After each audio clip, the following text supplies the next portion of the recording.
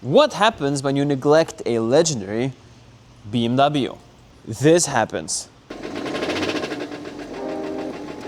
What the hell? This 535D xDrive cost us 5,500 euros, but there was one problem. The car was in the other side of Europe.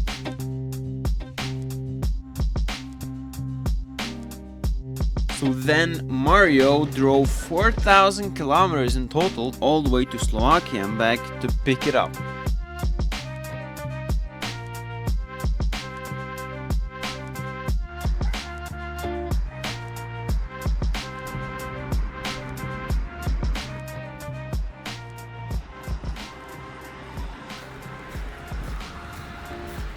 Like this.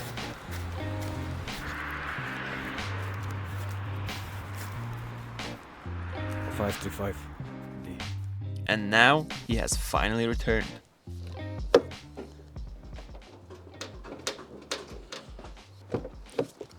But look at this nice interior. Alcantara, no? Alcantara. Wow.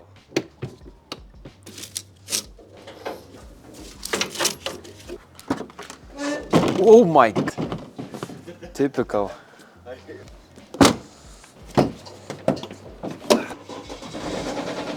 Oh my!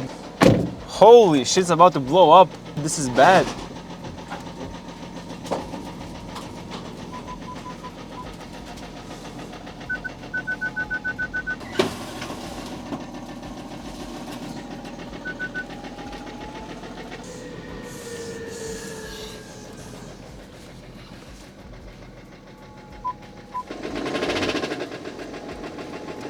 What the hell? AA 366 JL. Dobrá značka slovenská, nie?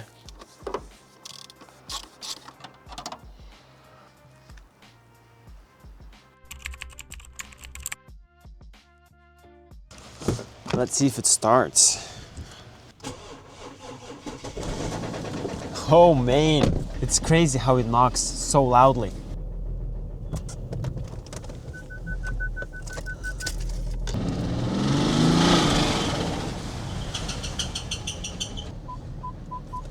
Okay, it feels like it's about to throw a crankshaft out. It literally sounds like it's about to break in half. No cap.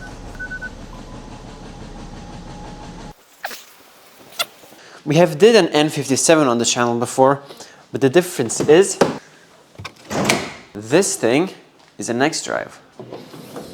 So that is about to make it way more tricky. I think most ideal will be to just replace the engine and just service the new engine, because the crankshaft is going to be bad, the block will need to be repaired probably, and all the other bad stuff. Now we need to remove all the plastics around here and basically anything we can think of that's going to be in the way to remove the engine from the top.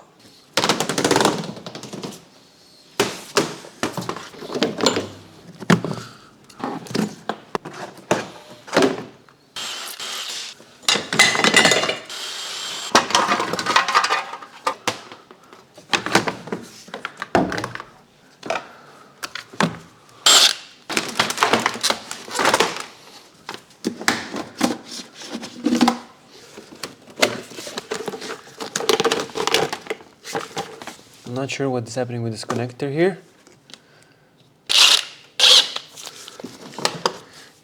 I want to see how the... Okay, that's not too bad.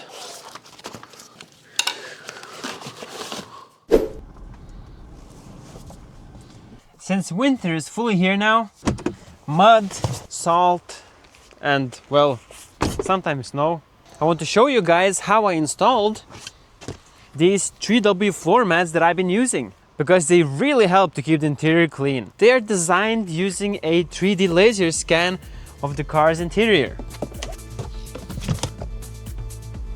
So they fit exactly.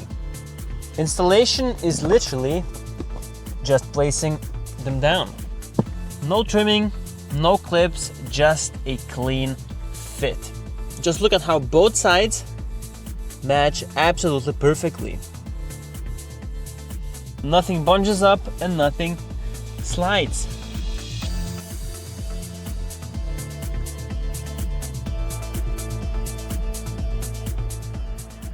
And they are made with Thorex material, which means they are completely safe and they don't give off any kind of odor, even when the car heats up.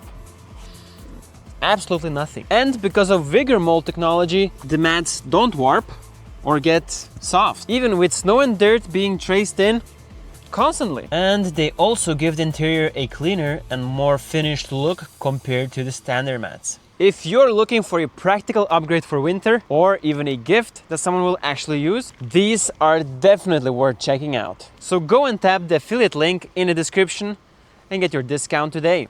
Now I want to disconnect the ECU and here this thing.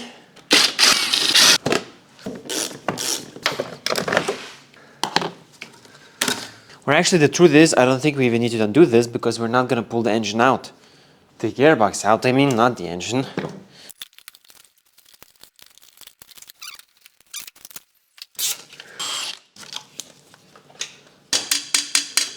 The DPF seems to be still full. So on this side, most of the stuff is off. Then this vacuum pipe. No, that's diesel. Oh, that's probably the return. Supply.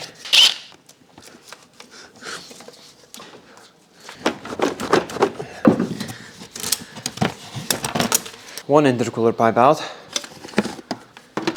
That's also out. So now this car is not electric power steering. It seems like it's CHF, so it does have a normal power steering pump. I want to undo the power steering pump and leave it in engine bay so we don't need to drain it. So now I had to put the belt back on so the pulleys hold on, and now I need to remove the pulley, and then I can get access to the bolts that hold the entire power steering pump. So after I put the belt back on, the pulley wasn't spinning anymore and I was able to undo the bolts.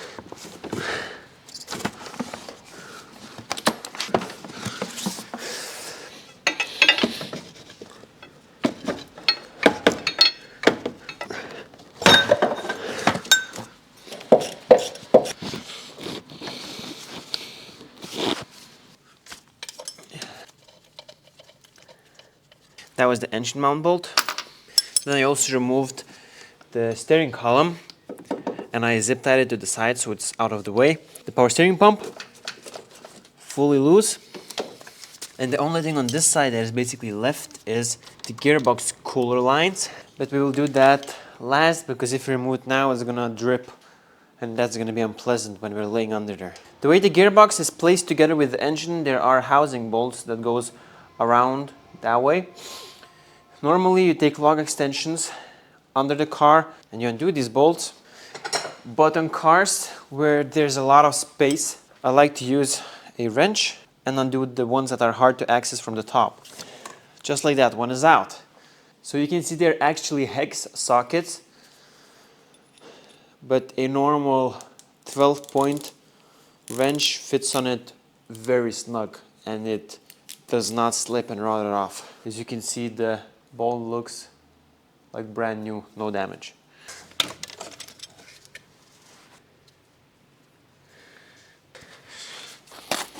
The middle bolt was super loose, almost hand tight. I removed all the housing bolts I could reach. Now I want to undo the AC compressor. And for that I need to remove both of these pulleys.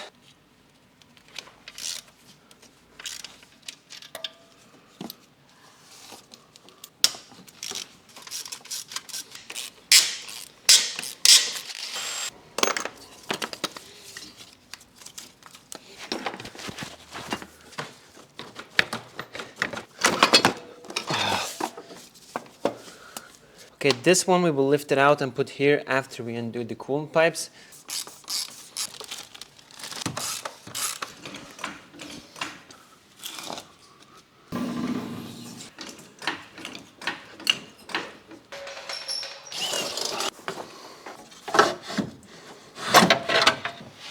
Oh yeah, engine turns over very hard.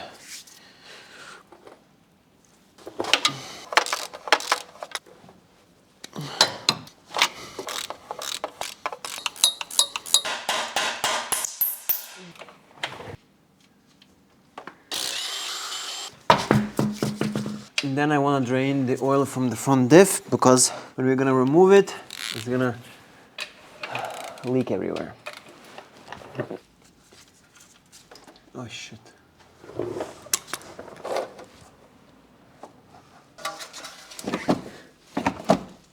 Okay, left drive shaft is out. Now we need to do this one. How I did it is I undid this control arm and this control arm, and then I was able to push the knuckle out and pull the drive shaft out.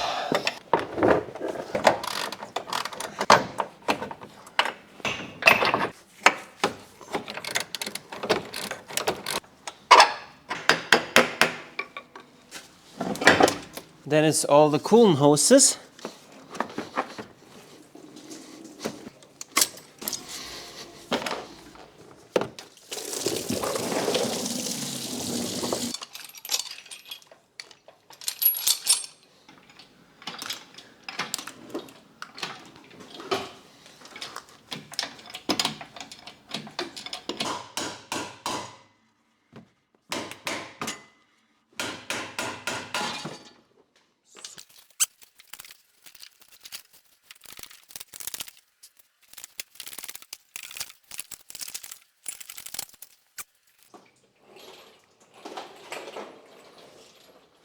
Since the engine is out, we need to start working on the replacement. Here is the replacement engine, Lithuania, as always.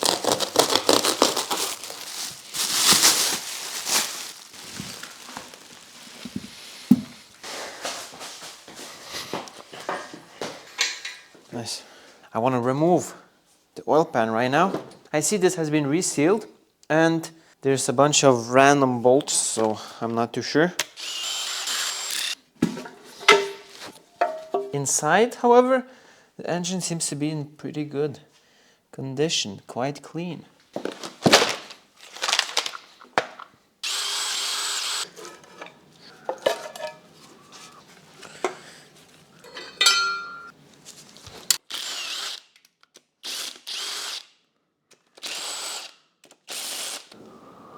That's the first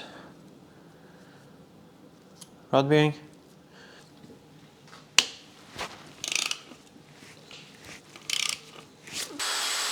No, that's the main bearings. Definitely has some wear, but okay.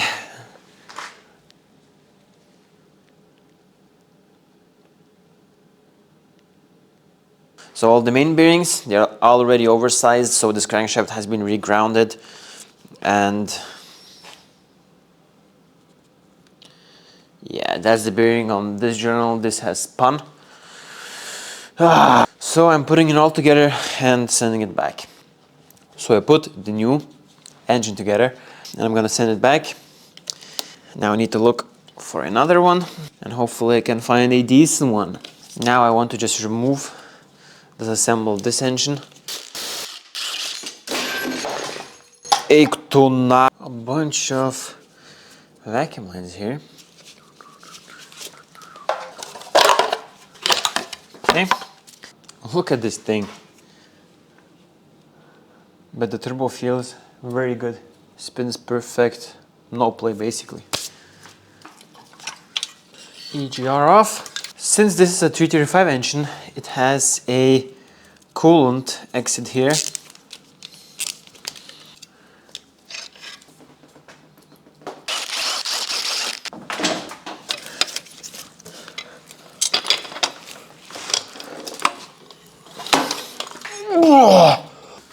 Now that's a heavy turbo setup. That was a lot easier than I expected. Then also the water pump, because this water pump is replaced not too long ago. Continental, perfect condition, so I think we're gonna use that on the next engine that we're gonna buy.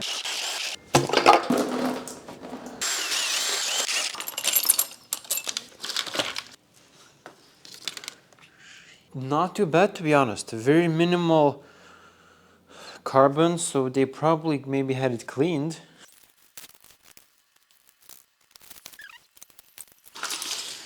That's it, that's the wiring loom. If you know you're gonna be unsure, just put a tape on it with some text. You're gonna thank yourself later.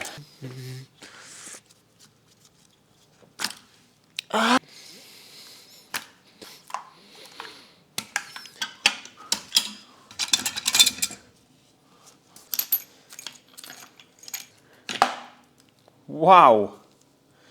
Yeah, you can definitely see that this engine has been replaced and everything is clean and fresh. I also removed the high pressure fuel pump. High pressure fuel pump is from production date end of 2017, so it has been replaced, as well as one of the injectors are new. And we also have receipts with the car that the fuel system has been replaced, so that's good. There shouldn't be anything that we should need on the engine. I will leave it as it is right now.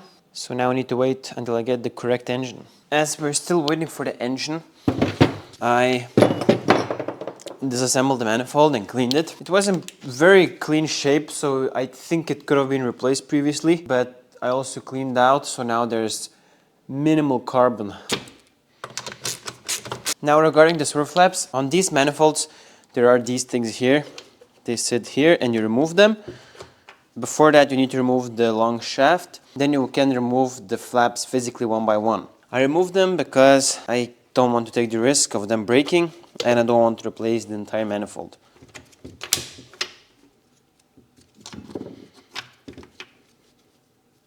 Since we removed the flaps, there's the shaft that goes, we removed it, now there's a hole here. So we need a special plug thingy. So we're just gonna plug it. So now there's these little stairs here. So it's made that when you put the flap motor on,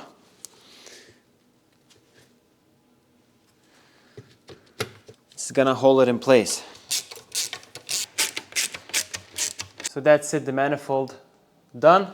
This is how it looks at the top where we plugged it up.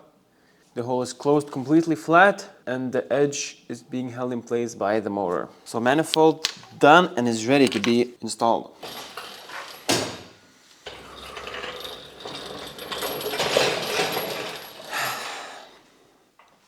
Here we have a massive thing.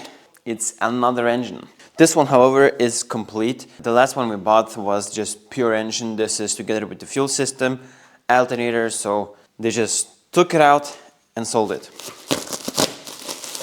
This one cost me 3,500 euros.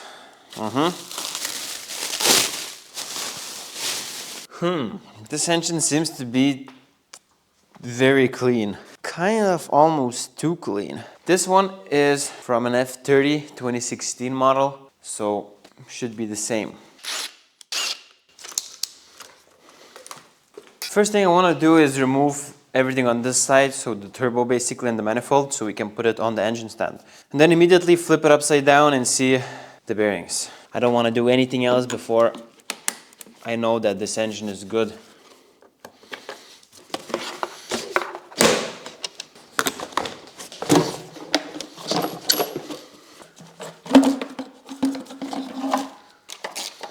To be honest, I think this engine has never been opened. Not at least the back cover, so the timing chain, etc. All the bolts unopened. So that's a good sign. The kilometers in this car, I think it was 250,000, something like that. The car that this engine is removed from, but we can see that I think the EGR has been replaced to see how clean it is. So this engine looks way better than the other one. I'm not sure if the oil is drained. Not drained oil, okay. And the oil does not seem to be too clean. It's clean, a bit dark. Then I do have a filter here that I removed.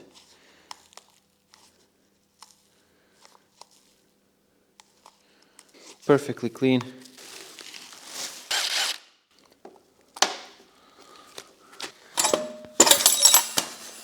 Oi. Turbo.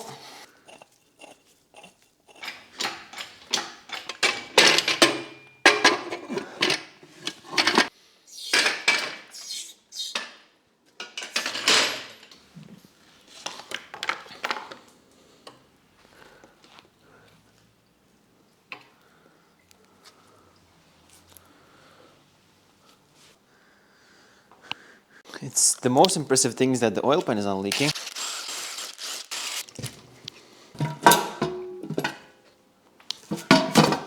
The dipstick. Forgot about that.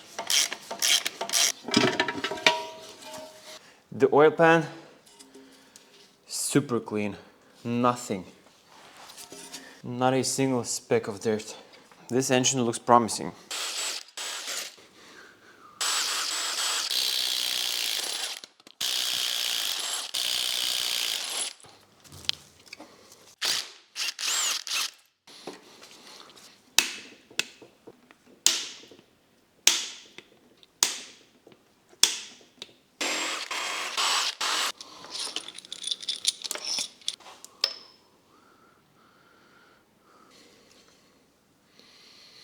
Okay, the crankshaft looks mint. The bearings, however, do seem worn. But I want to remove the bearing and see if this is the original one.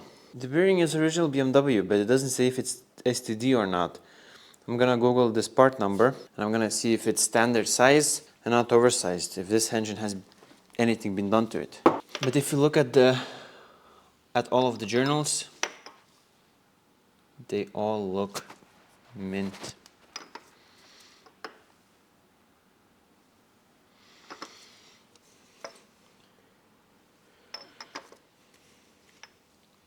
Yep. I checked the part numbers on the bearing. All original, standard size, STD, so all is perfect. We're not gonna do the bearings just yet. First I want to disassemble the rest of the engine, remove the valve cover, clean it up a bit, and then we will do the bearings. So right now I'm just gonna hand tight the bolts back in again. The conrod bearings, we're not even gonna remove them to check, because they don't fail on this engine. What fails is the main bearings. So if the mains are good, the conrods is going to be good as well, and if it was spun you would see the discoloration in the caps. And if it was spun you could take the conrod, try to shake it, and there would be play in it. Now all the conrods super tight and good.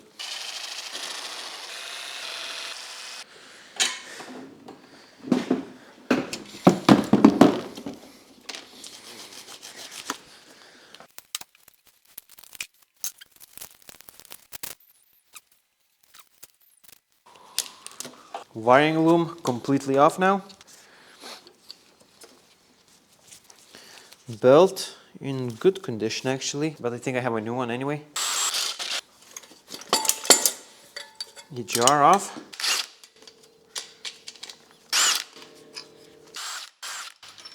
If the AC or the alternator is stuck, put the bolts back in and just give the bolts a tap.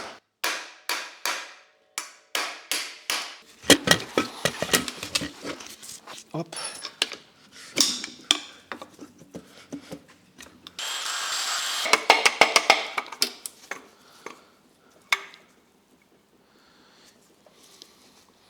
Yeah, this water pump, no good.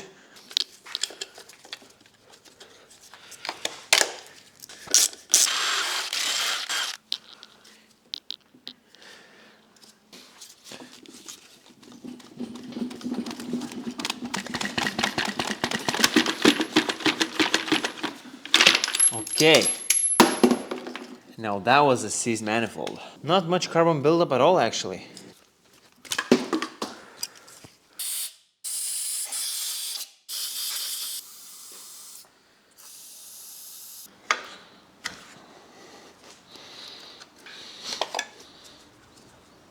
Now we need to remove the fuel system. Since this engine is from a 330D, the fuel system is different. So injectors for us do not fit. High pressure fuel pump, I'm not sure. I'm just gonna put on the old one. And this one I can just sell.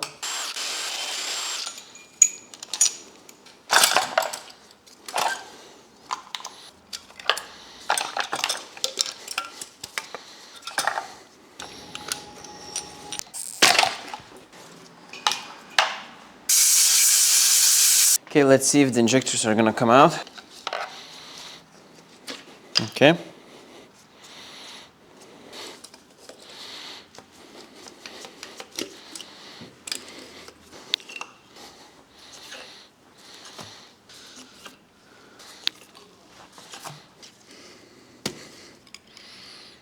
Like that.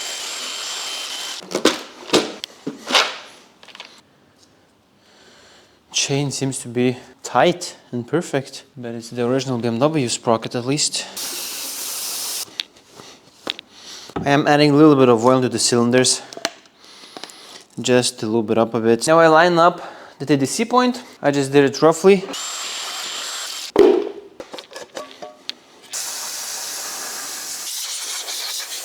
So now the engine is at TDC, and now we can remove the chain. I need to use this tool to separate the high pressure fuel pump sprocket from the pump itself. So we screw it in, and then we release the shaft bolt, and that's gonna push the sprocket off.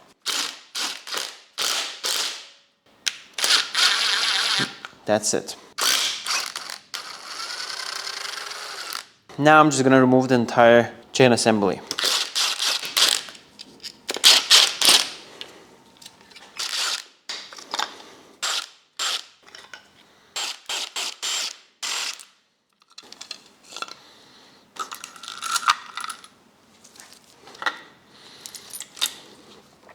Luckily this sprocket seems to be intact, like brand new, because I don't have a new one. And then this chain.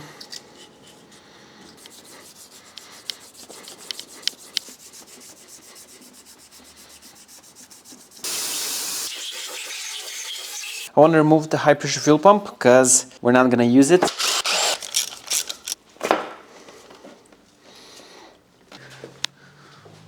This is gonna be it for this video. So we know that the engine is good. And in the next one, hopefully we will be able to put this engine full together and start it. If you want to support the channel and all the builds, check out my Patreon in the description. I hope you enjoyed, and I hope to see you in the next one.